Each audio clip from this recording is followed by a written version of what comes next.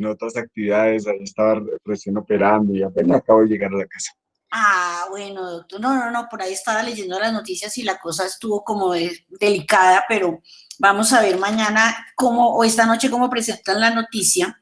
Pero fíjese que no tenemos derecho ni a la protesta, ¿no? No tenemos derecho a nada. Entonces, vamos a hablar ahorita de todos esos temas. ¿Cómo le pareció que ya hayan legalizado 456 contratos en el distrito entre médicos, enfermeras y auxiliares de enfermería? No, digamos que ese artículo que estaba en el plan de desarrollo fue consensuado de alguna manera con las organizaciones. Nosotros sí exigimos pues que fueran todos. Ellos dicen que no hay suficiente dinero para hacer la planta y que tiene que ir con vigencias futuras. Ah, caramba. La verdad, nosotros, pues, digamos que decidimos que de lavado el sombrero, pero realmente es una mínima parte de lo que se requiere, ¿no? Claro. Y es un paso muy pequeño, pero al fin y al cabo un paso hacia adelante. Sí, Eh, de todas maneras, creo que esto va a depender exclusivamente de las administraciones, desafortunadamente. Y en ese sentido, pues seguramente lo que no alcance a hacer, o realmente esta administración se planteó un objetivo muy corto, y entonces en ese sentido, pues realmente no vamos a alcanzar y nos va a tocar seguir peleando ese derecho. ese es un derecho Eh, del que voy a hablar ahora, claro, imagínese. Precisamente ese derecho, ese es un derecho Es importantísimo. un derecho importante, entonces vamos a hablar sobre la dignidad en nuestro trabajo y esas cosas, ¿no, doctor? Pero Exactamente.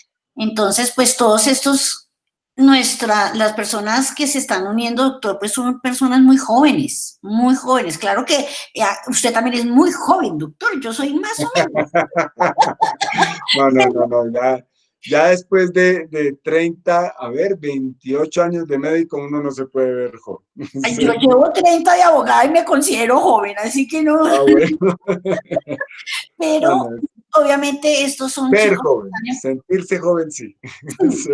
No, yo también creo que me veo joven, yo ahí me doy consuelo, digo, yo me veo joven, Ah, pero estos chicos pues son muy, muy jóvenes y obviamente son la esperanza del gremio, son la esperanza del país en materia de salud y creo que formarlos o por lo menos darles una pincelada sobre este tema es muy importante porque es una forma de concientizarlos y hacerles ver que pues la profesión es muy noble, pero que la profesión se hace más noble cuando se dignifica, ¿no? Y entonces es bueno que ellos vayan trabajando por la dignificación de su profesión y de su ejercicio, y por eso estos eventos son tan importantes para ellos, doctor, y de verdad nuevamente gracias por haberse unido a este ratico para charlar de todos estos temas. No sé perfecto.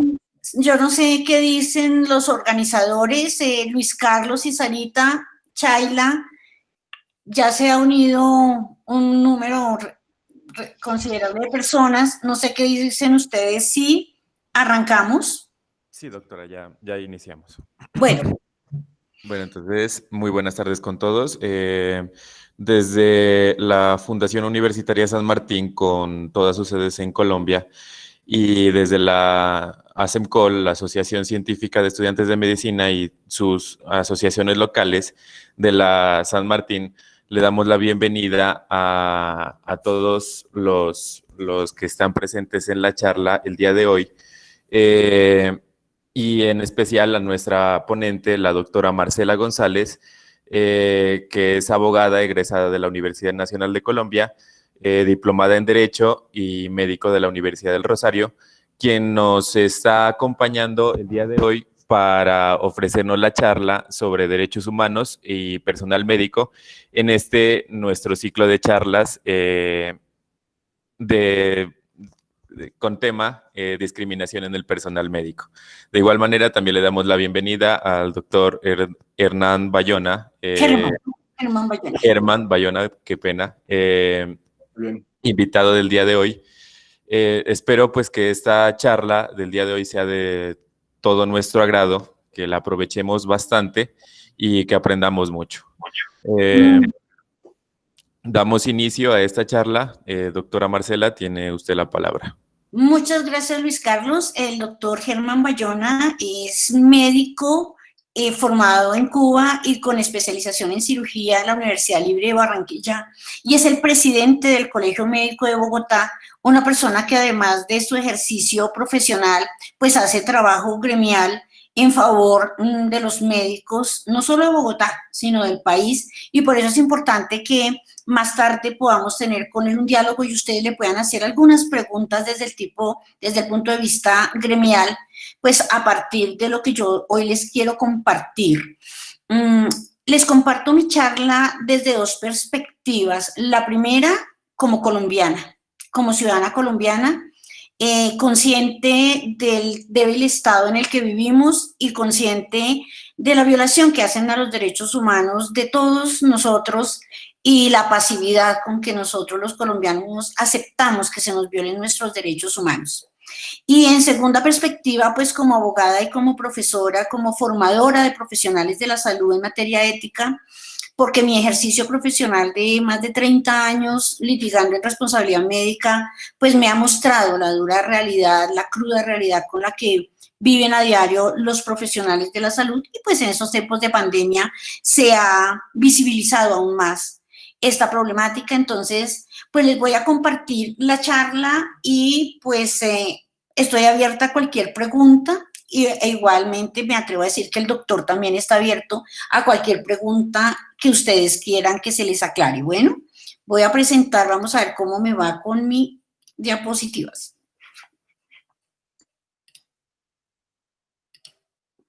¿Ahí se ve? ¿Se ve la diapositiva? Listo. Sí, doctor. Entonces, los derechos humanos, una lucha que no termina. Y es cierto, la humanidad ha venido dando luchas durante toda su historia por los derechos. ¿Quién va a creerlo? En la antigüedad se le reconocían, si ustedes han leído, han tenido la oportunidad de leer sobre historia antigua de Egipto, Grecia, Roma, en esa época se le reconocían muchos derechos a la naturaleza y a los animales. Fíjese lo que significa el gato para la cultura egipcia, lo que significa el lobo, la loba para la cultura romana, en su mitología fundacional con Rómulo y Remo, y la aspido, la serpiente para la cultura de la India y esos países, la rata para la cultura china, el dragón para la cultura china. Y sin embargo, los derechos humanos, los derechos de las personas no se han reconocido como debiera ser durante toda la historia de la humanidad. Y quisiera poner una acotación en ese sentido. Hablemos de los últimos 5.000 años de la humanidad, vemos toda la historia y los derechos humanos vienen a medio materializarse solo hasta el siglo XX. Lo que significa que la humanidad ha dominado la naturaleza, pero no ha dominado su propia violencia contra sí mismo y contra los demás, y es a partir de esa violencia que genera, que desconoce los derechos ajenos.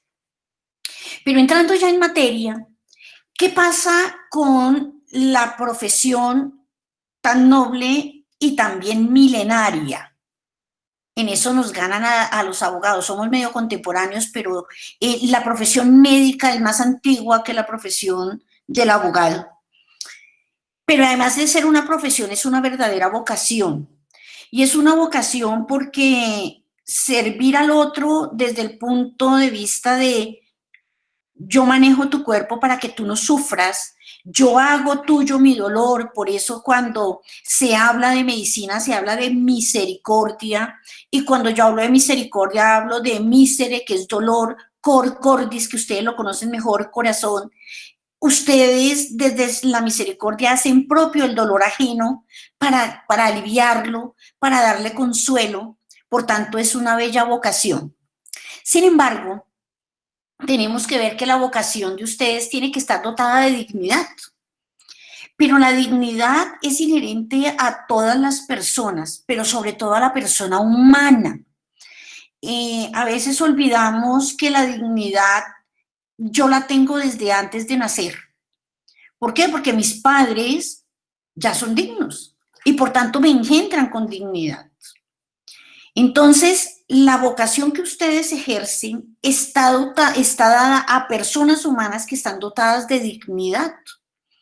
Sin embargo, la dignidad de persona en países como el nuestro se olvida que existen.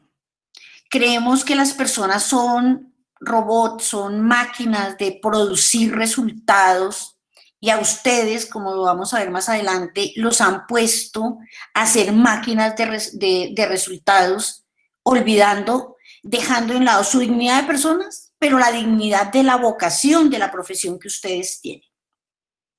En segundo término, la profesión y la vocación tienen que estar dotadas de justicia. Todas las relaciones humanas son en doble vía. Y la doble vía significa un equilibrio, significa justicia. Cuando una de las partes de una relación se aprovecha de la otra, de cualquier manera, en la parte emocional, en la parte psicológica, en la parte económica, en la parte laboral, no es una relación de justicia y por tanto desconoce el derecho que a mí como ser humano me asiste de que mis relaciones con las personas y con la sociedad sean justas. Si no hay dignidad y no hay justicia, significa que no hay respeto. Y cuando no hay respeto, abuso del otro. Cuando yo no respeto al otro, abuso del otro. Sin embargo, y aquí voy a poner un poquito el dedo en la llaga, a veces yo permito que se atente contra mi dignidad, que mis relaciones no sean justas y por tanto que se me falte al respeto. Yo tengo una frase muy coloquial, pero que se la digo a mis estudiantes, a mis hijas. Yo no paso por encima de nadie, pero no puedo permitir que pasen por encima mío. Esa es una de las luchas que hay que dar a diario. ¿Pero esto qué significa? Pues significa la vida misma. Una vida sin dignidad, sin justicia y sin respeto, ¿qué clase de vida es? A veces creemos que la vida es vida porque respiro, porque de pronto tengo un techo, porque de pronto tengo comida, porque de pronto recibo un salario, pero ¿a costa de qué? Pues a costa de mi dignidad, a costa de mi respeto, a costa de relaciones injustas. Entonces, cuando ustedes ejercen su profesión, que como ya les digo, es la profesión de la misericordia, y no en el sentido religioso, sino tal como ya se los dije, pues también están en el derecho de exigir que a ustedes se les trate con dignidad, justicia y respeto. Porque la vida de ustedes se desarrolla alrededor de la vida ajena. ¿Qué sería pues de la humanidad sin los médicos, sin las enfermeras, los enfermeros, sin los terapeutas, sin los bacteriólogos? Pues ya nos hubiéramos muerto todos. Entonces, como la vida de ustedes es para dar vida, para cuidar vida, se necesita que esté dotada de estas tres cosas: dignidad, justicia y respeto. La persona humana es la que es titular en principio de derechos. Ustedes van a decir, ay, pero los animalitos, los gaticos y la matica, sí, claro. Las nuevas tendencias de los derechos también incluyen a los seres vivos, a los bióticos. A los abióticos todavía no se les ha otorgado derechos. Pero la persona humana es la que, al ser titular, puede exigirlos. Cuando a mí me dicen, usted es titular de la propiedad, pues es que exijo poder usar mi casa, mi carro, ¿cierto? Cuando usted me dicen, usted es titular de la cuenta corriente, pues es para yo poder usar mi dinero como quiera. Eso tampoco lo puedo hacer. En Colombia yo no puedo usar mi dinero como quiera porque el banco me dice cómo usarlo. Sin embargo, cuando hablamos de titularidad, es porque yo los puedo ejercer.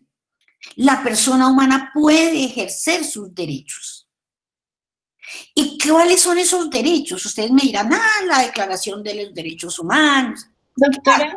Señora. Qué pena, ¿puedes poner las diapositivas en pantalla completa, por favor? Ya. ¿Ahí? ¿Ahí ya la ven completa? No.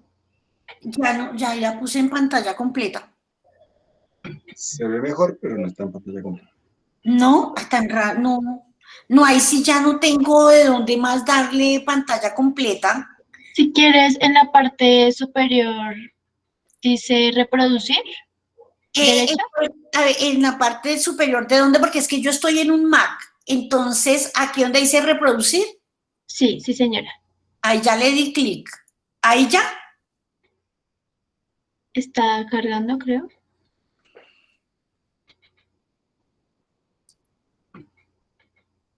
Aquí ya la tengo yo súper abierta. No sé dónde más darle clic. No. Si quieres, deja de presentar, la pones así en completa y luego vuelves a presentar. A ver, vamos a ver un momentico.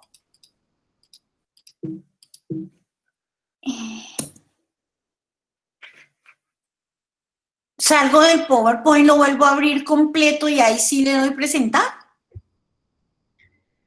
Primero deja de presentar las diapositivas.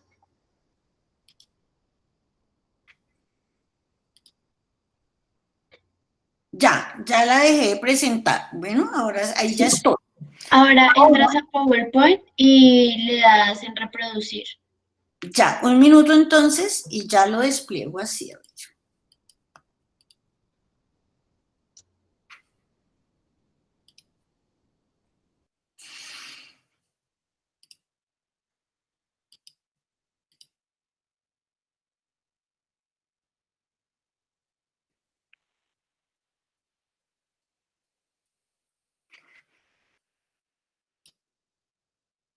Ahora sí.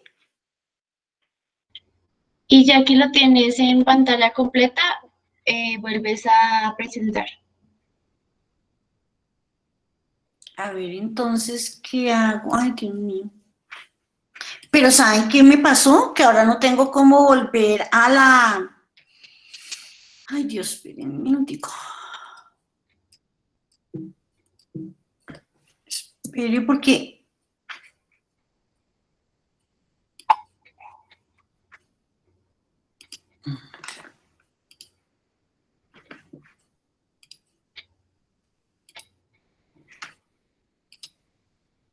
¿Ya? ¿Ahora sí? Y ahora dale a la flechita de al lado de reproducir. ¿Ahí ya se ve completa? No, ¿No? está mejor antes. No, pues ahí sí No, ya... dale, entonces no hay ningún problema, continuamos así. Sí, pero sí se ve, ¿cierto? Sí, sí se ve, tranquila. Listo. Bueno, entonces, estábamos diciendo que los derechos humanos, usted me va a decir, ay, sí, profesora, entonces son los de la Carta de las Naciones Unidas. Eso a duras penas es un esbozo que se ha venido ampliando a través de otras resoluciones de las Naciones Unidas, pero que en la realidad no han dejado de ser más que eso, una enunciación. ¿Por qué?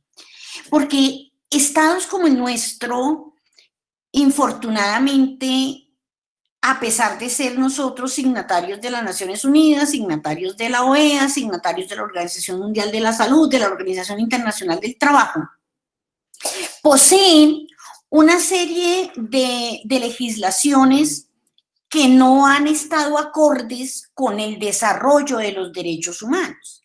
Pero peor aún, aunque exista la norma, tampoco ha habido una armonización política, de voluntad política y sociológica para que esos derechos humanos se materialicen en cabeza de cada uno de los 50 millones de colombianos.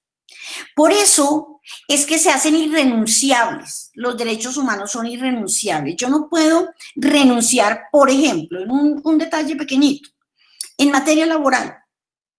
se reconoció como un derecho laboral el que a mí se me paguen cesantías, prima, transporte, auxilio de transporte, incapacidades. Eso es una lucha de un derecho humano derivado del derecho al trabajo.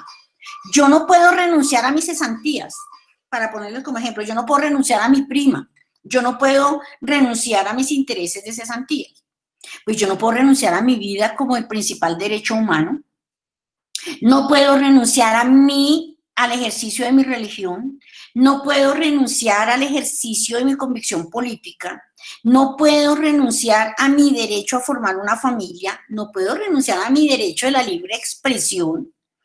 La Constitución colombiana del 91 es una Constitución que en la letra es muy bella.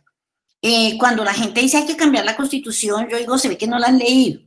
En la letra es una Constitución progresista, humanista, somos un Estado garantista, nos garantiza a través de la tutela, por ejemplo, los derechos fundamentales que son derivados de los derechos humanos, pero obviamente la legislación no es consecuente con esa Constitución, el quehacer político del Estado no es consecuente con esa Constitución y por tanto a diario los derechos humanos se ven violados.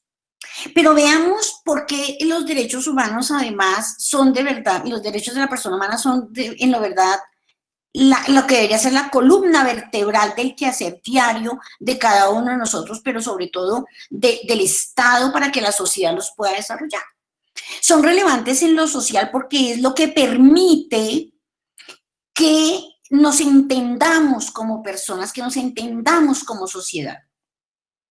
Cuando yo le violo el derecho humano a un trabajador porque no le pago el salario que es, el salario mínimo, porque es que el salario mínimo es legal, pero no es moral, es inmoral un salario mínimo de 800.000 pesos.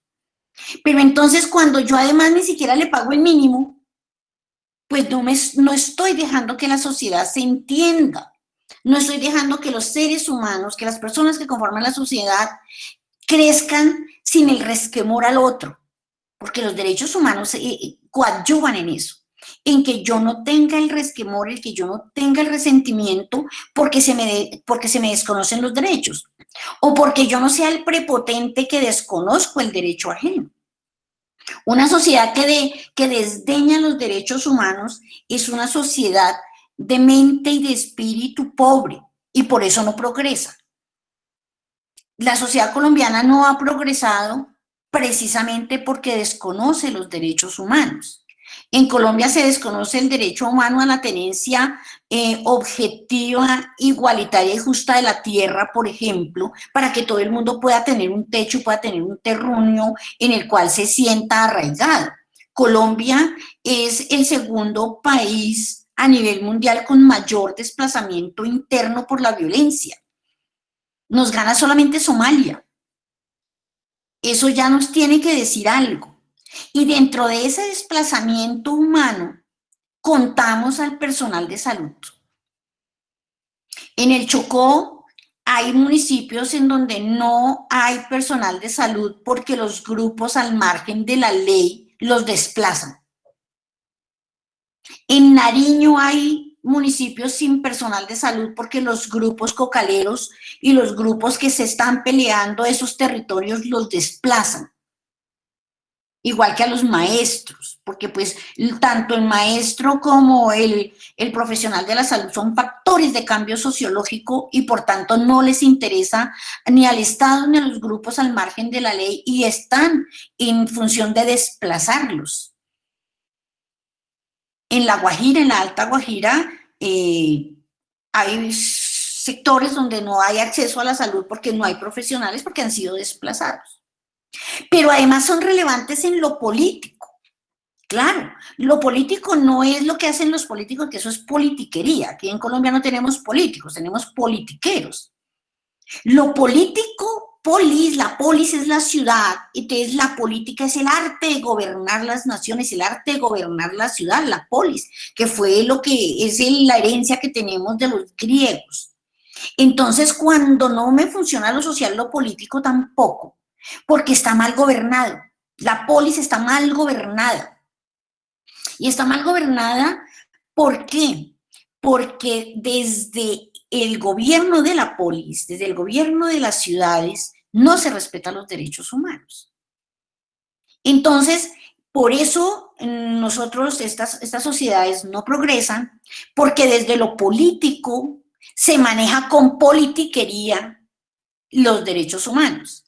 Generalmente escuchamos los discursos de quienes dicen hacer política, el respeto a los derechos humanos, pero si alguien sale un día como hoy a protestar porque no está de acuerdo con las medidas económicas, por ejemplo, entonces se estigmatiza. Le estoy violando el derecho humano a expresarse, le estoy negando el derecho humano a solicitar reivindicaciones. Entonces, esto va más allá de unos enunciados de la ONU, de la OEA o de la Organización Mundial de la Salud. Pero veamos qué pasa con ustedes, los profesionales de la salud. Y es que desde lo político, a ustedes voy a decir una frase muy coloquial de nosotros los que tenemos ya algunos años. Y a ustedes los ningunean, les ningunean sus derechos humanos. Desde lo político ustedes no existen. Existen en el momento del fragor de la pandemia, en el fragor de las enfermedades de alto riesgo, y ya vamos a hablar de cómo se maneja eso. Pero desde lo político, si ustedes de verdad estuvieran en la mente de quienes manejan el Estado, pues tendrían que junto con los maestros y los administradores de justicia hacer los mejores pagos. En los estados medianamente o altamente democráticos, los mejores salarios los tienen los maestros, los profesionales de la salud y los jueces, porque son la columna vertebral del desarrollo de un pueblo. Un pueblo que tiene educación, salud y buena administración de justicia es un pueblo que progresa. El caso, por ejemplo, de Finlandia.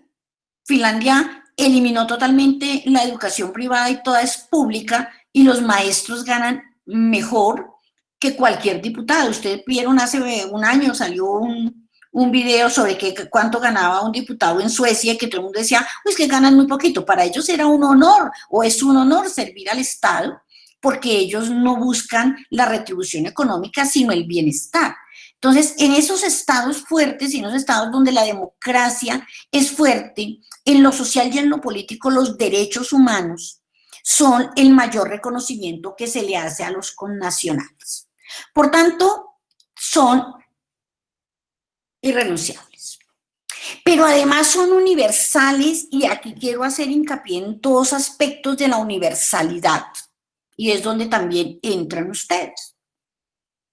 Primero, que no hay ningún ser, ninguna persona, a mí me gusta hablar de personas, no hay ninguna persona sobre el planeta que no merezca que se le reconozcan y se le respeten sus derechos humanos. Pero además, eso es uno de los conceptos de universalidad. Pero otro concepto de universalidad es que los derechos no pueden ser cercenados. A mí no me pueden decir, Marcela, usted tiene derecho al trabajo, pero no tiene derecho a la expresión. O Marcela, usted tiene derecho a expresarse, pero como se expresa en contra del establecimiento, no tiene derecho a trabajar. Y fíjense que en Colombia, si usted expresa su convicción política o su desacuerdo, por ejemplo, con alguna medida del Estado, corre el riesgo de quedarse sin trabajo. Mire, el caso más emblemático sucedió recién inició este gobierno, cuando al creador de un programa que era muy bueno de los puros criollos, como ese programa y su productor, su director y presentador, pues hacía una crítica con respecto a las medidas institucionales, pues lo censuraron y le acabaron su programa, y como decimos en el argot popular, lo echaron del puesto. Eso es grave, porque no le pueden cercenar que porque ejerció su derecho a la libre expresión y a la denuncia, le cercenaron su derecho al trabajo. Entonces, la universalidad hace alusión a esas dos cosas, a que es para todas las personas, pero que yo tengo derecho a que se me reconozcan todos los derechos humanos y que yo los pueda ejercer sin cortapisa distinta a que yo respete el derecho ajeno. Imagínense ustedes que hay una gran paradoja.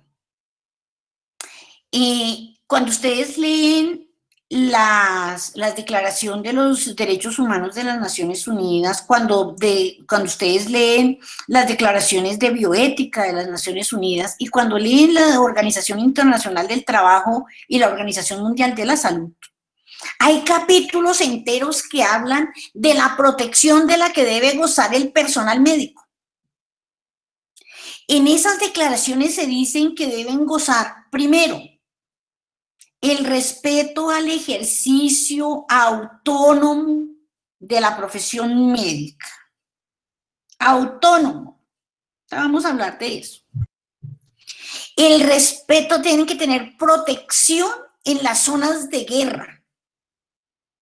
En las zonas de conflicto armado, el personal médico no puede ser atacado. Pues vaya cosa, en Colombia han matado profesionales de la salud en las regiones donde se hace más evidente el conflicto interno. Por el conflicto interno han muerto muchísimos profesionales de la salud, pero además muertes que el Estado justifica. Les voy a poner un ejemplo.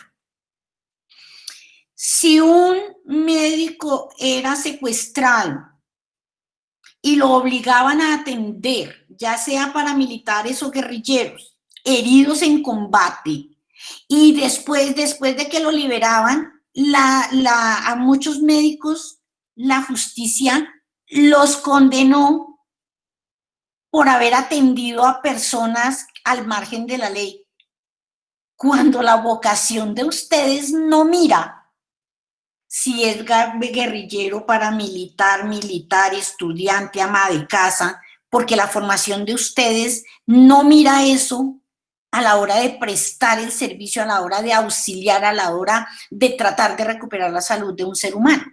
Y sin embargo, aquí en Colombia los han juzgado y los han condenado sin mirar siquiera que fueron objeto del secuestro. No los miran como víctimas, los miran como victimarios del Estado por haber atendido un guerrillero o un paramilitar herido. Cuando las declaraciones han dicho que el personal médico que se vea obligado o que se vea en medio de un conflicto y esté desarrollando sus labores gozará de protección especial. En Colombia no. Es letra muerta.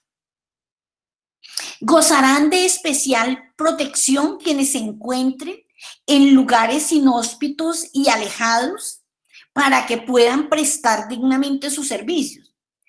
Yo no sé si algunos de ustedes han tenido oportunidad, por ejemplo, de conocer el hospital de Leticia, a donde pues llegar allá es solamente con un vuelo a la semana y ustedes ya saben todas las restricciones. O aún en poblaciones no tan alejadas de Bogotá, pero donde no hay los medios para prestar el servicio, el médico no goza de la protección por parte, por ejemplo, de la alcaldía. El médico, la enfermera que se van allá a hacer su rural, el alcalde le dice, ay, doctor, a ver si merced cómo aquí me atiende la gente. Pero si lo llegan a amenazar al médico o a la enfermera o al odontólogo, si no tiene dónde dormir, si no tiene dónde comer, eso ya no es cuestión del alcalde. Doctora. Señor. Qué pena, es que está en la primera diapositiva y no ha pasado la diapositiva. Pues no sé si estará... No, sí, yo no he pasado la diapositiva. ¿En qué? Es que, qué pena, vida, salud, ¿no tienen ahí una diapositiva que dice vida, salud, trabajo digno y pago justo? No, estamos en la primera que dice derechos humanos, una lucha que no tenemos. Uy, no, es como que creo que me va mejor como yo estaba al principio. Inténtalo. Pero un minutico, yo creo que yo siempre he presentado como lo presenté al principio y me iba como mejor. Vamos a ver, porque es que me preocupa mucho. Pero a ver. Porque veo que no, es que esta diapositiva entonces no quedó abierta, Dios mío.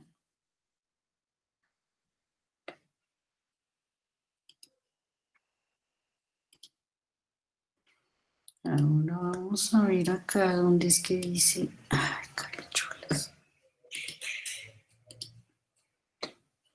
No.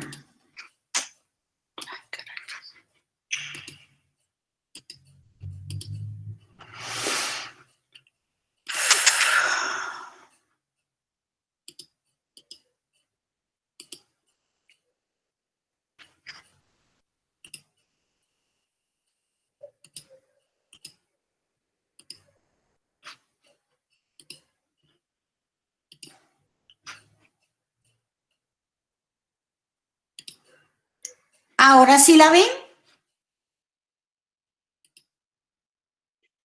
Ah, bueno. Sí, doctora. Ahorita Ahí pues va. así. El personal médico de Exactamente. protección. Esa era la que yo les estaba diciendo. Bueno. Pero veamos ahora los derechos humanos de ustedes, principalmente cuáles son los que se violan, los que se desconocen. Primero, lo que les acabo de decir, primero, la vida misma de ustedes está siempre en juego. Y no solamente por lo que les acabo de narrar de las zonas en conflicto o de los municipios apartados. Pues en Bogotá, en Medellín, en Cartagena, hemos visto cómo han matado profesionales de la salud. Cómo los amenazan, cómo llegan las amenazas. Si usted atiende a fulanito de tal, dese por muerto. Si usted no atiende a fulanito de tal, dese por muerto.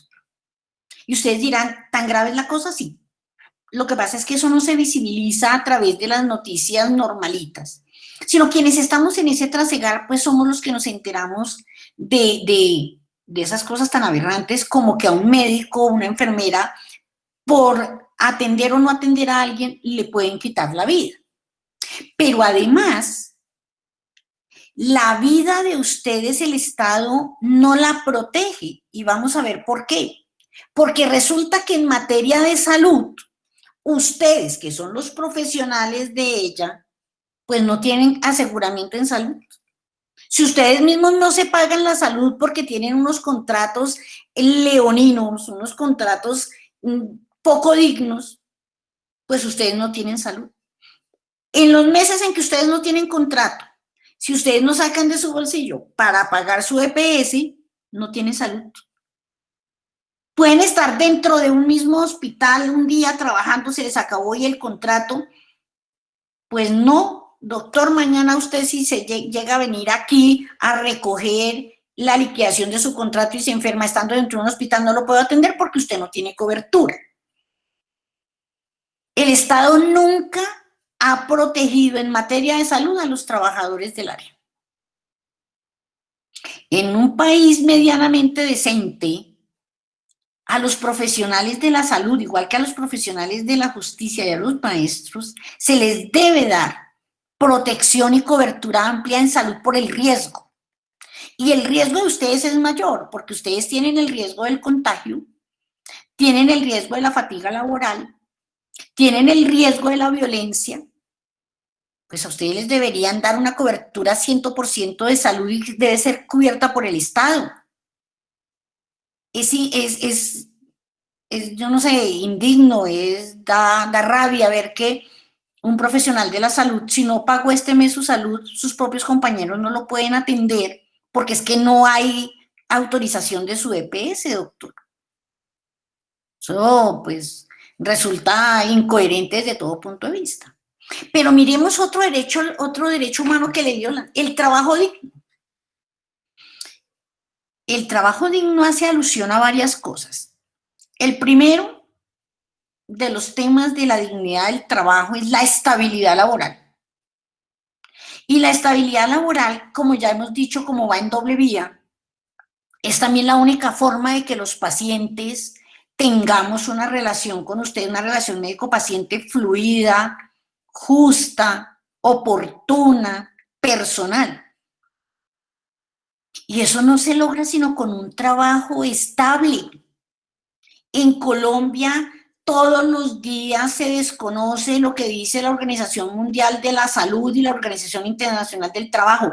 Por ser un trabajo misional, todos los trabajadores de la salud deben tener contratos estables, fijos, con todas las prerrogativas de un contrato laboral propiamente dicho. Aquí todos ustedes trabajan por orden de prestación de servicios. Y la orden de prestación de servicios es una modalidad de contrato que evita el pago de todas las prerrogativas laborales a las que se tendría derecho. Entonces, el contrato de prestación de servicios, además de ser muy corto en el tiempo, es muy corto en las prerrogativas económicas. Por eso, ustedes resultan teniendo 2 y 3 trabajos de contrato de prestación de servicios para lograr cubrir sus gastos mensuales, lo cual es indigno, lo cual es peligroso, tanto para ustedes por la fatiga laboral que se puede suscitar, como para los pacientes. Y eso aquí el Estado no lo ha entendido. Estábamos hablando con el doctor Bayona antes de iniciar la charla, pues que el Distrito Capital acaba de formalizar 465 puestos de trabajo de profesionales entre médicos, enfermeros y auxiliares de enfermería. Claro, es un gran paso, se abonan, pero 465 personas frente a los miles, a los millones que hay en Colombia, pues son a duras penas un puntico muy pequeño, que es un pasito muy chiquito, pero por lo menos ya se inició. En esto hay que seguir dando la lucha.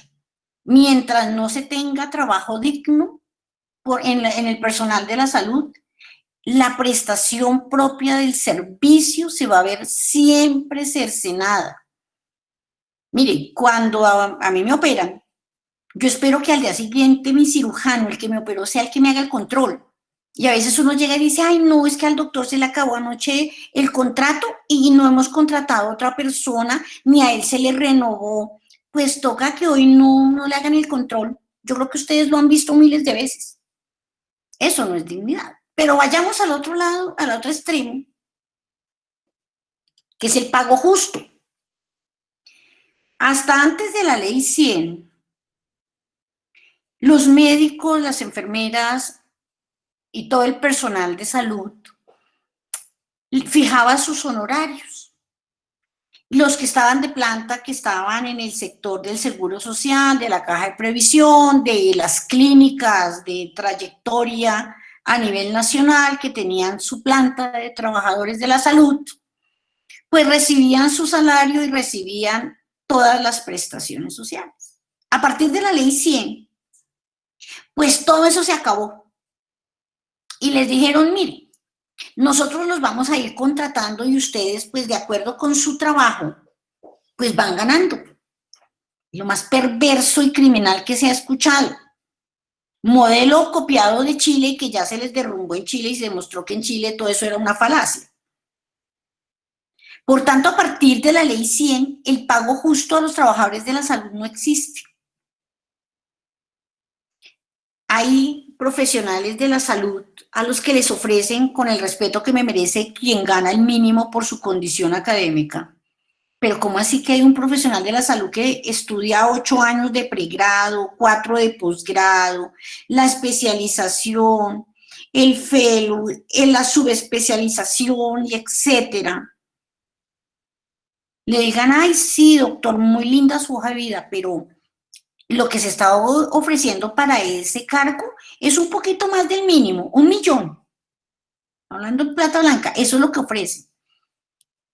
Máximo se lo puedo alargar a 1.200.000, pero como para que le quede el millón justo, porque hay que hacerle retefuente, reteica y todos los impuestos. Es indigno que mi salario tenga que pagar doble impuesto, el impuesto que yo pago cuando me giran mi cheque o me hacen mi transferencia, pero que si me sobrepaso al año de ciertos ingresos, tengo que pagar renta, entonces pago doble. Y cuando yo voy a hacer la deducción de lo que ya me han hecho de retefuente y reteica, pero si me paso 1 peso, porque aquí es para declaración de renta, a partir de 1 peso tan que yo me haya pasado de un ingreso porque me quedó una herencia o porque me gané un chance o porque mi madrina me lo dio de regalo de cumpleaños y lo tuve que declarar, vuelvo y tributo. ¿Eso es un pago justo? No. Entonces, mientras tengamos salarios injustos, estamos violando los derechos humanos, estamos violando eso que yo les decía al principio, las relaciones dignas, justas y respetables.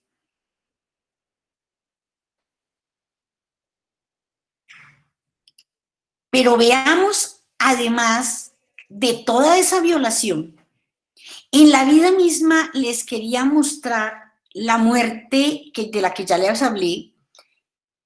Mire que hay pacientes que han matado a sus profesionales de la salud, pero es el más chiquito. La muerte por el Estado ha matado a profesionales de la salud, grupos al margen de la ley, y la muerte por otros factores. Pero dentro de esos factores está, por ejemplo, ya vimos cómo unos profesionales de la salud se murieron por el COVID-19.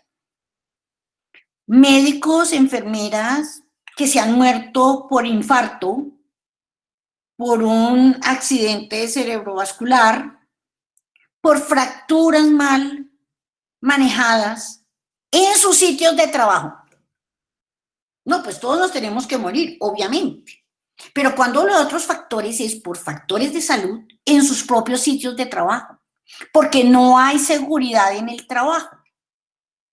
Aquí todavía hay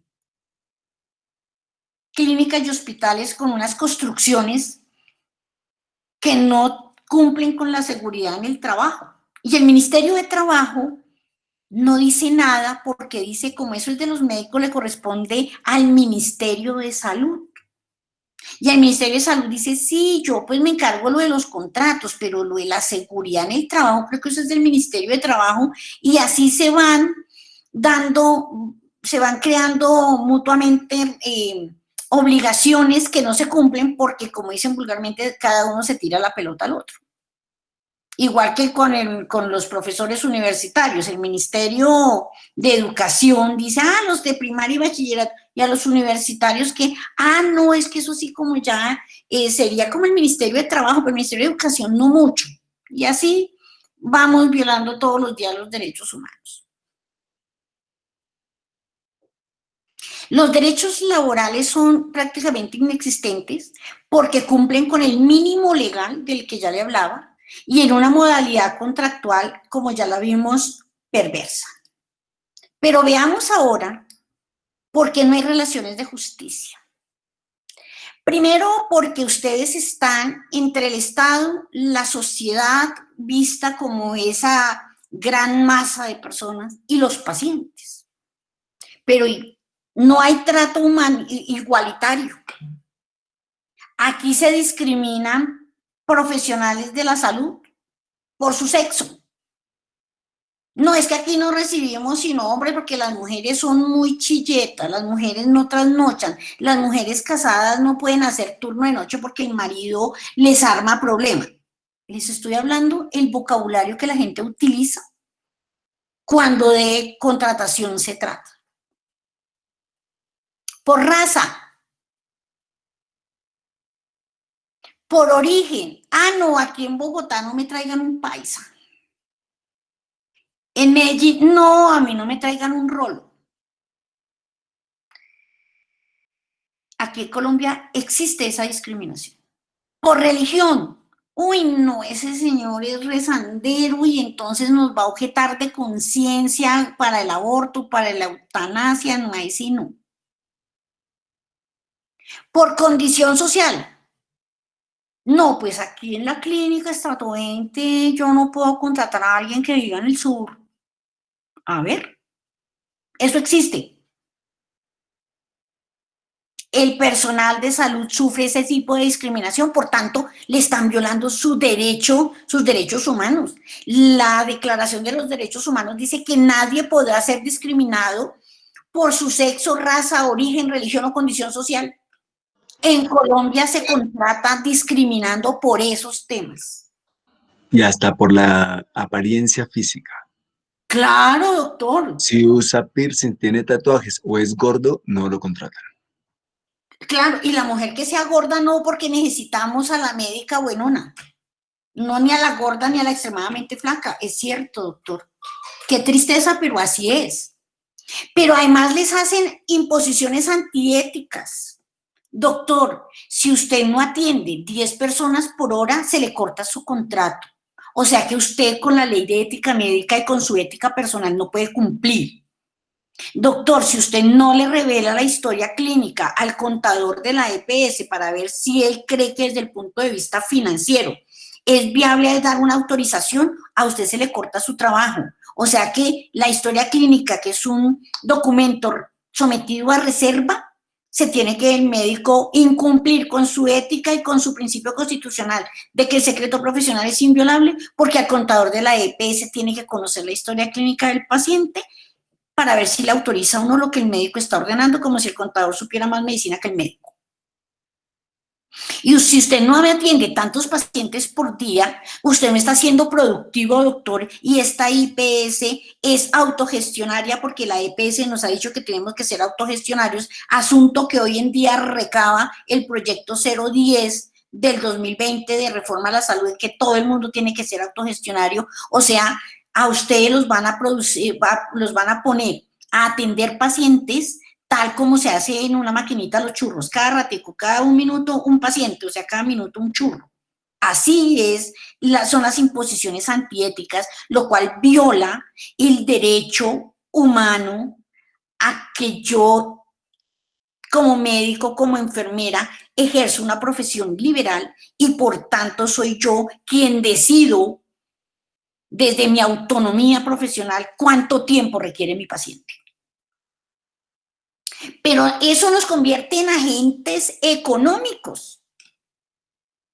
El doctor fulanito de tal es el mejor médico porque me factura 50 pacientes al mes y esa facturación es la que me permite yo pasar tantas cuentas por unidad por capitación y la EPS me va a mandar un premio porque tengo al médico que factura 50 pacientes, pero que ninguno es de alto costo. A ninguno de cáncer el oncólogo le dijo que le iba a hacer quimioterapia. Ese sí es un buen médico, porque los volvieron agentes económicos. Por tanto, su autonomía médica, que está reconocida hoy en día en la ley estatutaria de la salud, pero que es la autonomía médica, no tendría ni siquiera que reconocerse en ningún documento. La autonomía médica, igual que la autonomía de uno de abogado para dirigir un proceso, o la autonomía que tiene un juez para manejar su despacho sin más cortapisa que la ley, eso no tiene que estar en ningún documento porque se debe sobreentender. ¿Cómo puede haber gente tan atrevida, perdóneme, pero yo soy explícita, que pongan a un director financiero a revisar si un médico está ordenando demasiados exámenes y procedimientos de alto costo? Ese médico no sirve. ¿Cómo así que un financiero se atreve a controvertir una decisión médica basada en la evidencia clínica del manejo de su paciente? Eso es un total irrespeto. Pero además, la sociedad aupa eso cuando la sociedad cree que el profesional de la salud es un profesional que tiene mucho dinero y que por tanto, como ganan tanto, hay que ponerle cortapisa. Y eso lo revierto ya en el paciente de carne y hueso, cuando el paciente decide que estuvo mal atendido y cree que encuentra en ustedes una máquina de dinero a través de las demandas. Si ustedes se dan cuenta, toda esta cadena, mire hasta dónde los llega a poner a ustedes, en los estrados judiciales. Obviamente hay excepciones que confirman la regla y esto no significa que haya bondad o maldad. No, esto no es de blanco y negro. Claro que puede haber fallas de un médico al que se le fueron las luces y que efectivamente causó daño, pero esa no es la generalidad. Sin embargo, cuando digo que no hay relaciones de justicia es porque ni el Estado, ni la sociedad, ni los pacientes establecen esa relación. Miren, en mi trajinar laboral en el sector, he tenido que atender varios eventos muy graves en donde me llaman véngase doctora, porque es que aquí hay un paciente que le va a dar bala al médico porque su bebé nació muerto, le echan la culpa al médico y le quieren dar bala, lo he tenido que vivir. Venga, porque es que el policía es que se quiere llevar al médico preso porque el señor borracho que le pegó un balazo al otro y el otro se murió, dice que es por culpa del médico y un policía se lo quiere llevar. Lo digo porque me pasó. Miren hasta dónde les violan inclusive su derecho a la libertad sin un juzgamiento, porque a un señor que le dio por ir a llamar al policía y decir que el policía había matado al paciente en vez de decir que lo mató el que le dio el disparo, pues el policía, ni corto ni perezoso, se quería llevar al médico. Por tanto, volviendo a esa primera diapositiva de las relaciones de justicia, pues no existen. Pero eso sí, ya el tiempo se me está acabando, creo que lo sobrepasé hace rato, pero esto a mí me emociona hablarlo. No se debe abandonar la lucha. Primero hay que hacer un trabajo de concientización y por eso quisiera que el doctor Bayona les hablara un poquitico de esa concientización. Fortalecer el gremio como un grupo de presión. Cuando yo hablo de grupo de presión, en el ámbito económico, los grupos de presión son aquellos que se conforman precisamente para que haya políticas públicas al respecto. Aquí son grupo de presión los ganaderos, los industriales, los comerciantes, los banqueros, pero ni los jueces, ni los profesionales de la salud, ni los maestros somos grupo de presión. A nosotros nos ningunean todo. Hay que fortalecer el gremio como un grupo de presión. Y retomar el estudio de la ética, la sociología, la antropología y la economía como pilares de una formación integral del profesional de la salud, para que ustedes después de que se gradúen lleguen con un bagaje un poco más fortalecido, más allá de la ciencia médica, para que toda esta lucha no quede vacía y ustedes sean un factor de cambio. Les doy las gracias por haberme escuchado y espero haber podido compartir con ustedes todas estas aristas que a mí me llenan el alma porque trabajo con ustedes desde hace 30 años y ha sido pues el factor que yo como abogada haya podido desarrollar mi profesión, por lo cual les doy a ustedes 1000 gracias. No sé si el doctor Bayona quiera decir alguna cosa.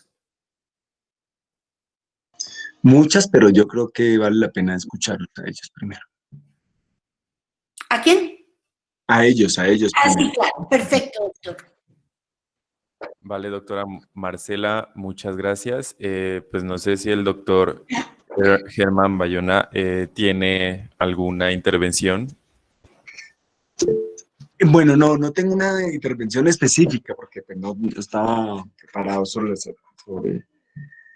para participar realmente, pero a mí sí me gustaría conocer de ustedes, que esto sea más interactivo, sabiendo los que estamos, si tienen algún tipo de pregunta en particular y cómo se ven ustedes frente al sistema general de seguridad social en el que estamos. ¿Cómo se sienten ustedes ante la posibilidad de salir a un mercado, entre comillas, mercado laboral, porque ahora lo llamamos así,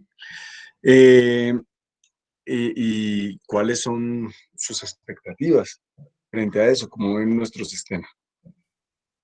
¿Alguien que quiera hacerlo? Vale, doctor.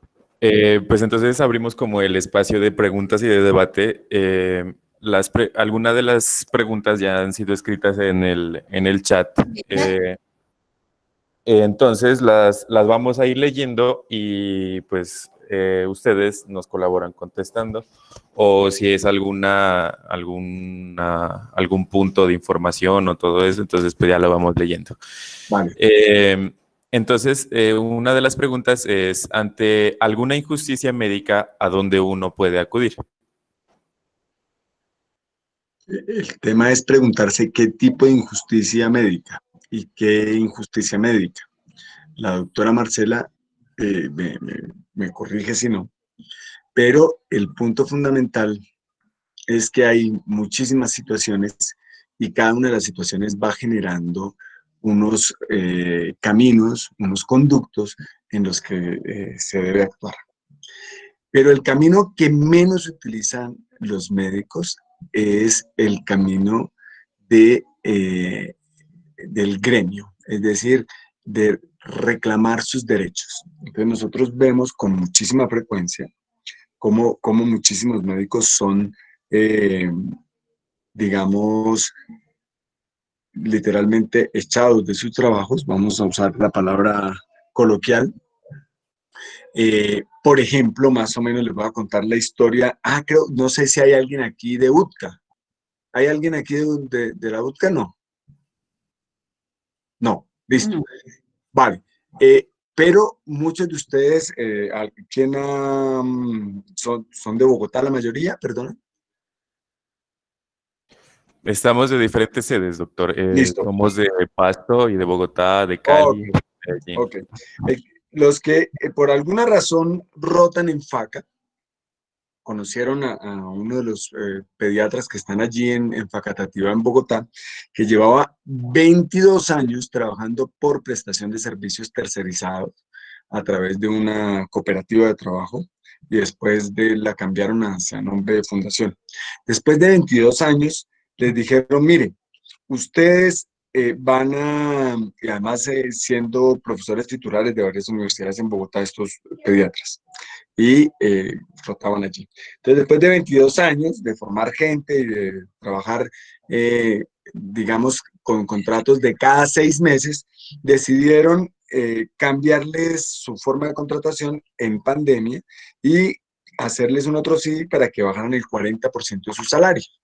Si no lo bajaban, pues entonces pues simplemente iban a contratar a otros. Eh, y efectivamente eso hicieron. Simplemente como tenían un trabajo por prestación de servicio a través, además tercerizado, entonces simplemente les dijeron, no, aquí hay otras personas, y sin ninguna causa o justificación, sin haber mediado siquiera pues algún tipo de dificultad en su actuar profesional, o tan siquiera llegó tarde o alguna situación de estas locas, entre comillas, pues los 16 pediatras fueron sacados de su trabajo y vinieron otros 16 pediatras que recién se habían graduado y bajaron el 40%. Esto es una situación absolutamente increíble. Tenían todos los derechos a demandar, a hacer todo tipo de demandas, a pelear por sus derechos y no lo hicieron. Adivinen cuál fue la razón por la cual no lo hicieron. Doctor, como trabajamos en la zona, no nos van a contratar en los demás hospitales de la zona. En Madrid, Cundinamarca, en Funza, en Mosquera, en no sé qué, y demás. Entonces, no vamos a demandar. Y los echaron. Esa es una de las situaciones. Entonces, ¿a quién acudir contra eso? Uno de los elementos fundamentales y de los cuales creo que por los cuales la doctora me invitó, es porque si nosotros no fortalecemos los gremios médicos, no vamos a tener la capacidad de reclamar nuestros derechos. Hay una cosa, la doctora lo planteó de una manera, yo lo voy a plantear de otra manera porque hace poco tuve una discusión con un personal que defendía las políticas laborales del gobierno. Y está entre lo útil y lo valioso. Entonces ellos hablaban de que lo útil tenía un costo y lo valioso no, y que entonces lo más importante, por ejemplo, ver a sus hijos y demás, tenía un valor, es decir, no tenía valor, no tenía costo monetario, pero era altamente valioso para nosotros. Y entonces se quedaban en cositas muy pequeñas y yo les decía, mire, hay cosas que son fundamentales en la vida y que son muy valiosas. Por ejemplo, la libertad, el derecho al trabajo, el derecho a la salud, el derecho. Y estos son útiles, pero además han generado un costo no sobre nosotros, estos derechos, sino sobre todas las personas que lucharon y perdieron su vida para obtenerlos. ¿Sí? Y nosotros como médicos no los reclamamos. no exigimos nuestros derechos. Entonces, por ejemplo, nosotros, se los voy a poner en términos de ejemplo muy claro y ojalá no vaya a herir susceptibilidades con lo que voy a contar. Hace 30, 40 años, cuando un auxiliar de enfermería trabajaba, esta auxiliar de enfermería, por lo que ganaba como auxiliar de enfermería, tenía la capacidad de ahorrar, de comprar una casa, de comprar un automóvil y de formar profesionalmente a sus hijos. Entonces ustedes veían como muchos médicos después fueron hijos de auxiliares de enfermería. ¿Sí? Actualmente un auxiliar de enfermería no tiene la capacidad en lo absoluto, de pagar una carrera profesional a sus hijos. Precisamente porque se ha deteriorado y deslaboralizado de tal manera que no tiene la capacidad económica de hacerlo. Más o menos lo mismo nos está pasando ahora en este momento nosotros. Nosotros teníamos una capacidad específica, económica y un valor dentro de la sociedad que era reconocido y que hemos venido perdiendo en el curso de la ley 100. Y ustedes que están en formación, digamos que pagan un altísimo valor, no solamente económico, sino en tiempo, en esfuerzo, digamos, de muchas maneras lo podemos evaluar para poder ser médicos y salen al mercado laboral a recibir salarios indignos, remuneraciones indignas. Entonces, en medio de toda esta situación, quieren hacer que la profesión médica sea liberal para unas cosas, pero para otras no, por ejemplo, para la remuneración. Entonces, ellos imponen el tipo de salario, ¿cómo lo van a hacer? Por ejemplo, si no están por prestación de servicios y están contratados, entre comillas, con un contrato laboral, entre comillas, a través de una empresa que terceriza la actividad misional, entonces, por ejemplo, les pagan sobre 1.100.000 y no, a usted le vamos a pagar 3 millones por 6 horas, pero 1.100.000 va a ser su base y el resto se lo voy a pagar en bonos, más no sé qué, más no sé cuánto, ¿Con qué objetivo? Porque entonces el tema de salud y pensión, el empleador lo paga sobre 1.100.000 y no sobre los 2.300.000. Pero cuando usted va a hacer un préstamo, ¿sí? Por ejemplo, para comprar un automóvil que todos quieren.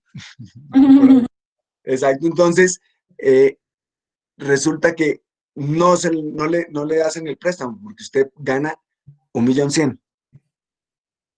Y si usted le pasa algo, entonces su incapacidad es sobre 1.100.000 y sobre y no sobre el 100% de eso, sino sobre el 70% de ese 1.100.000. Entonces, todo ese tipo de cosas tienen un conducto. Ahora, hay que ver porque también le están violando su autonomía médica. Entonces, ¿qué conducto voy a seguir si me violan mi autonomía médica? Un ejemplo, cuando ustedes están, creo que alguien habló desde Pasto, y me parece genial porque entonces Pasto es una de las regiones con mayor cantidad de cáncer gástrico, digamos, en todo el país. Y el país entero tiene una alta prevalencia de cáncer gástrico. Y somos uno de los países en el mundo que tenemos mayor cantidad de cáncer gástrico, igual que Costa Rica y que Japón, por ejemplo. Sin embargo, cuando un paciente llega a la consulta, ustedes tienen dolor epigástrico y ustedes saben que tienen un cáncer gástrico, entonces como viven en un país donde hay cáncer gástrico, entonces yo tengo que mandarle una endoscopia y le mando una endoscopia. Y le dicen, no, usted no puede mandar la endoscopia. Mándele omeprazol y remítalo a gastroenterología para que le mande una endoscopia. Es más o menos que si usted estuviera en el Amazonas, alguien llega con fiebre y usted dice, uy, puede ser paludismo, le voy a mandar una gota gruesa, y le dice, no, remítalo al infectólogo. es totalmente indigno. Y es indigno para, y una falta de respeto total para lo que ustedes estudiaron. ¿Sí? Entonces, ¿cómo es posible que yo requiera la autorización de una persona, de una EPS, para poder mandar una endoscopia? En un país donde hay cáncer gástrico y donde debiéramos hacerle endoscopia a cualquier persona que tiene sintomatología gastrointestinal alta. Precisamente por esa situación. Yo atiendo cáncer gástrico todos los días y tengo pacientes de 21, 22 años porque cada vez está aumentando, disminuyendo la edad de presentación del cáncer gástrico. Y nada, tienen de los 15 años y tienen historia familiar de cáncer gástrico y no, omeprazol, porque es más fácil y más económico para la EPS. Entonces, ¿a quién nos dirigimos? Y es precisamente este tipo de cosas lo que tenemos que hacer. Entonces, por ejemplo, yo los invito a que hagan parte de los colegios médicos donde estén de sus zonas. Por ejemplo, los de Bogotá, es completamente gratuito hacer parte del colegio médico como estudiantes de medicina. Y hacer parte y empezarse a formar desde la actividad gremial para poder exigir sus derechos. Ahora, nosotros, todos ustedes, los estudiantes, nosotros los médicos, somos el vínculo entre la sociedad, entre la gente y un sistema de salud totalmente fallido, con unas falencias gigantescas. Y esto hace que nosotros pongamos la cara ante el paciente frente a las dificultades y a los que tienen por culpa del sistema de salud. ¿A quién le reclama el paciente cuando no le entregan los medicamentos? A nosotros, realmente. ¿Sí? ¿A quién le reclama el paciente si no le dan una autorización? A nosotros. O si tiene que esperar 5 horas para que lo atiendan de urgencia y cuando llegan a nosotros, pues llegan violentos. Yo estoy absolutamente seguro que ustedes lo han vivido en todas sus rotaciones, de que se tornan agresivos los pacientes frente a lo que están viendo, porque están siendo maltratados. Y encima de esto, pues nosotros tenemos 10 minutos, estamos cansados y terminamos maltratando aún más al paciente, porque no lo atendemos como se merece. En 10 minutos no podemos atender a nadie. Además, nos centramos exclusivamente en el motivo de consulta y recuerden una cosa muy importante.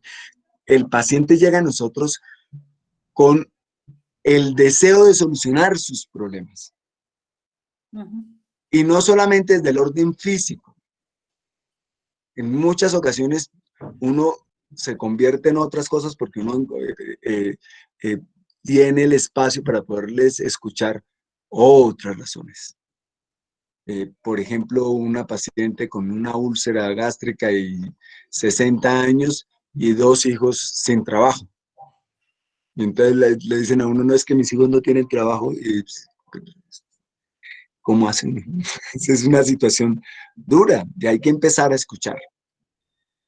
Y este tema de la dignidad va en doble vía.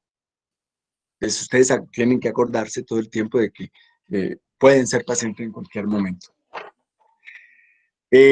Yo creo que lo que quiero decirles es que hay muchos mecanismos y hay muchos de orden legal, de orden gremial, de orden sindical, pero es muy importante que ustedes tengan claro que tienen derechos y que pueden reclamarlos. Eso es lo fundamental, ¿sí? Y que pueden reclamar por sus derechos y los de los demás. Porque ustedes no pretenderán que alguien en unas condiciones de desigualdad económica, educacional y demás reclame sus derechos. Uno, digamos que, por ejemplo, un paciente que no tiene la capacidad, pero está siendo maltratado, tiene unos derechos y están siendo violados y uno casi que no hace absolutamente nada sabiendo que tiene derecho a una atención rápida. y casi muchas veces nosotros nos convertimos yo de hecho tenía formatos de tutela en el escritorio para pasárselos a los pacientes para poder, vaya y además de una vez ponga la tutela por este procedimiento quirúrgico, porque es lo que le corresponde. Entonces, es muy importante que entiendan que el sistema de salud es un sistema fallido, que la ley 100 tiene unos enunciados mentirosos que no se cumplen, ¿sí? Y que el proyecto de ley 010 en el cual estamos ahora tiene los mismos enunciados mentirosos que no se van a cumplir, ¿sí? Y un poco podríamos hacer otra charla sobre el proyecto de ley 010 porque es muy importante que entiendan por qué esta profundización del modelo de aseguramiento genera inequidades y genera aún mayor riesgo para nuestra actividad laboral. ¿Ves? En todos lados. Bueno, creo que hasta ahí en relación a esa pregunta. No sé si quieres agregar algo, Marcela, con respecto a esa pregunta. No, doctor, yo creo que quedó muy claro. Hay una pregunta que dice, los temas que trataba Marcela sobre la violación de los derechos en el personal de salud respecto a los grupos marginales en guerra, ¿solo el personal de salud tiene conocimiento? No. Eso es el conocimiento del Estado. El Estado sabe los problemas de desplazamiento, muerte, desaparecimiento de personal de salud y el Estado no hace nada. El problema está, y el doctor Bayona no me deja mentir, y es que ya en esos terrenos los gremios pueden hacer alguna presión, las sociedades científicas, los colegios médicos pueden hacer alguna presión, pero eso ya corresponde pues a los entes investigativos del Estado que no hacen nada, porque el Estado hace oídos sordos y ojos ciegos frente a esa violencia que se ejerce sobre los profesionales de la salud en las zonas donde hay conflicto armado. Por tanto, eso sí ya nos corresponde una lucha mucho más fuerte, más frontal y más unida, porque pues no es fácil de manejar solamente con la parte gremial. Eso sí toca que toda la sociedad se pare y diga no más violencia contra los profesionales de la salud. Pero además de esto, ¿quién se puede cambiar esta injusticia? Solamente nosotros, es decir, las personas que estamos conscientes de la problemática. Créanme que el común de las personas, con el respeto que el común de las personas me merece, no sabe esto. Y entonces ahorita las personas están pensando es, a James lo apercolló otro jugador. Pero no están pensando al doctor fulanito de tal lo acaban de matar, o en el Chocó no están dejando pasar al personal médico que tiene que ir a auxiliar a las personas que están graves por las inundaciones, porque no les han dado dotación a los médicos ni en Providencia ni en San Andrés. Los hospitales están funcionando, pero la gente está pensando es en el partido que se perdió contra Ecuador. Entonces, el Estado nos adormece a través de eso y somos todos nosotros los encargados de solicitar que se superen estas injusticias. Dice, cuando los médicos reclaman sus derechos en conjunto, eso no es desobediencia civil. El reivindicar los derechos no es ninguna desobediencia civil. Miren, hablábamos con el doctor Bayona hace poco sobre ese tema. En Colombia se tiene la creencia ciega de que la huelga de los profesionales de la salud es ilegal y eso es mentira. Hay una sentencia del Consejo de Estado ya de muchos años que dice que cuando al personal médico se le incumpla en el pago de sus salarios y prestaciones y derechos laborales, pueden hacer huelga. ¿Sí o no, doctor, que existe esa sentencia? Sí, señor, y se ratificó ahora. Y se ratificó ahora y sin embargo les meten ese miedo de que eso es desobediencia civil, que eso es ilegal, que yo no puedo parar y que si yo paro, al día siguiente no tengo trabajo y pasa con los médicos, como pasó con los médicos de Facatativá, como no me reciben a ninguna parte, yo dejo que me apabullen porque me da miedo perder el trabajo y que nunca más, lo cual es una forma de persecución, de censura, de estigmatización y de acoso, ¿no? Es una forma de acosar al profesional. Si usted no hace lo que yo le digo bajo el salario que yo le digo, pues usted no vuelve a tener trabajo, eso es una forma de acoso, ¿no? es un acoso laboral.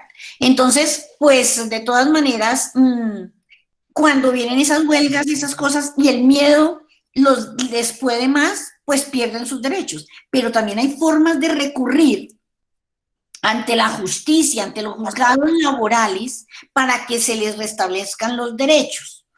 Sino que también, infortunadamente, y lo digo no en forma peyorativa, como no todos los profesionales del derecho conocen de estos temas, a veces le dicen, ay, no, doctor, ves que como la huelga en el sector salud es ilegal. No, señor, la huelga en el sector salud sigue siendo legal en Colombia y lo pueden hacer y pueden reivindicar sus derechos también por la vía judicial. No sé si... Yo quisiera agregar a eso varios elementos. Uno es que, además de eso, es mucho más difícil reclamar los derechos de forma individual que de forma colectiva. Sí. ¿Sí? Y es muy importante, digamos que nosotros lo estamos viviendo permanentemente. Dentro de la salud, han empezado, precisamente por esto del mercado laboral, ha aumentado, ha pululado, pues, de alguna manera, una serie de asociaciones entre comillas, sindicatos médicos, que no son sindicatos médicos, sino que son agremiaciones para tercerizar, que están formados generalmente por profesores, desafortunadamente, por profesores y por representantes de las sociedades científicas. Por ejemplo, en Escari hay muchísimas agremiaciones que son tercerizadoras, sindicatos de ese estilo. Hay uno que se llama, voy a decirlo con claridad aquí, porque y además lo digo en otros espacios y a ellos mismos, así que no pasa nada. CEDAR, por ejemplo, CEDAR es un sindicato médico de anestesiólogos que tiene más o menos unos 400 anestesiólogos en todo el país y a los cuales les paga un porcentaje, y luego un porcentaje ellos tienen que ahorrar con ellos un porcentaje para vacaciones y un porcentaje para liquidación. Entonces, de su salario le sacan un porcentaje para sus vacaciones, un porcentaje para la liquidación y el porcentaje de las vacaciones se la dan cada año, pero es con el mismo valor, no con los intereses que va a ganar en eso, sino con el mismo valor. Y además un porcentaje por pertenecer al sindicato. Claro, Entonces, el es sostenimiento un absurdo, un absurdo. Y lo hacen porque captan a los estudiantes, a los residentes y demás, le dicen, mire, la única manera en que usted va a obtener trabajo es a través de nosotros, así que ¡pum!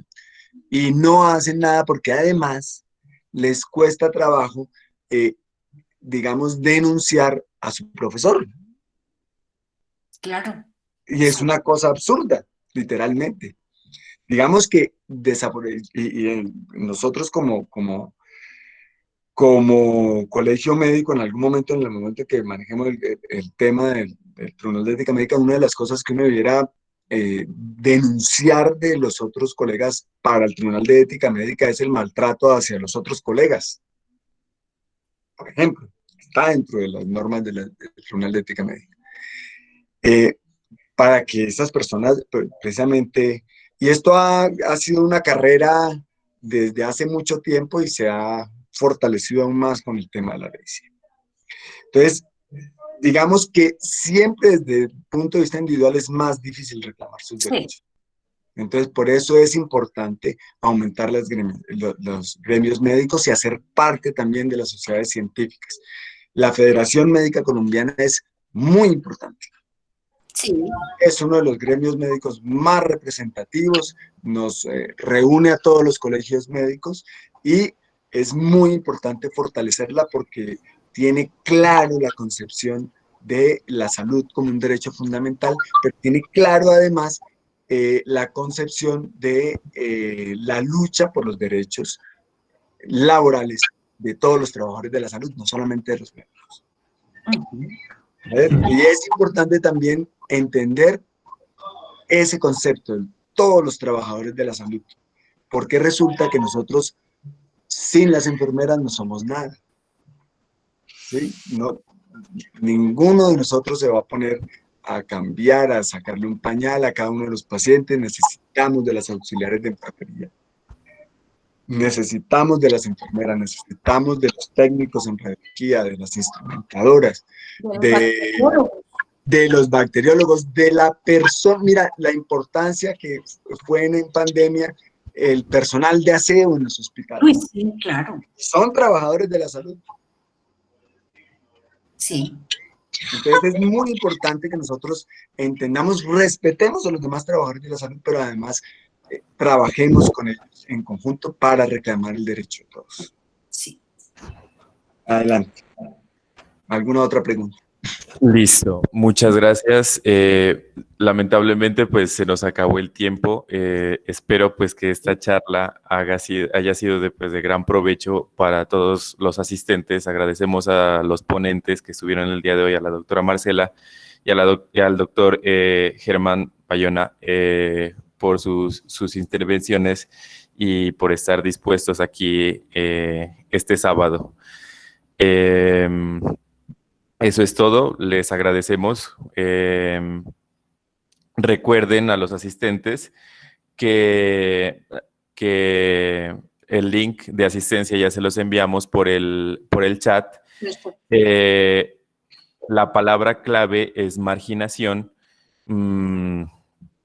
Eso es todo, pues, que tienen que tener 2 asistencias a 2 charlas para poder entrar a un concurso que estamos haciendo. Eso es todo. No sé si pues la doctora Marcela o el doctor Germán tienen algo más por decir. No, yo les agradezco muchísimo la invitación y estaré atento a cualquier otra invitación por parte de ustedes, sin duda. Para mí es un placer estar, porque me parece que este espacio de las personas que están en formación en salud es el más importante de todos. Sí. El más importante, entonces, para mí es un honor estar aquí con ustedes y les agradezco muchísimo. A todos, pues nuevamente gracias por la invitación. Ustedes saben que siempre estaremos atentos, ¿no, doctora? Cualquier invitación y pues muy bien que desde ya se vayan formando. Muchas gracias, doctor, también por el regalo de su tiempo, por sus conocimientos y los invitamos a todos a seguir en la lucha, ¿no, doctor? Esto es una lucha diaria, pero lo vamos a lograr. Pues mil gracias y siempre dispuesta para ustedes. Muy amables.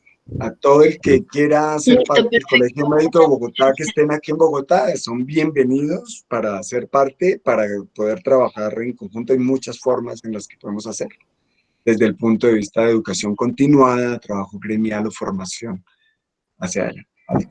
Listo, muchas gracias. Gracias, doctor, muchas gracias. Muchas gracias. Igual recordamos a los asistentes que la charla queda grabada y se va a subir al canal de la asociación ACESANMED a YouTube. Entonces, al doctor Germán y a la doctora Marcela, yo les estaré enviando el link cuando ya la charla quede subida. ¿Listo? Ay, perfecto. Gracias, Chayla, muy amable. Amable. Bueno, gracias, doctor. Muy querido usted. Una feliz Okay. Hasta luego. Gracias. Hasta luego, Marcela. Chao. Hasta luego a todos. Hasta luego a todos. Chao. Chao. Hasta luego.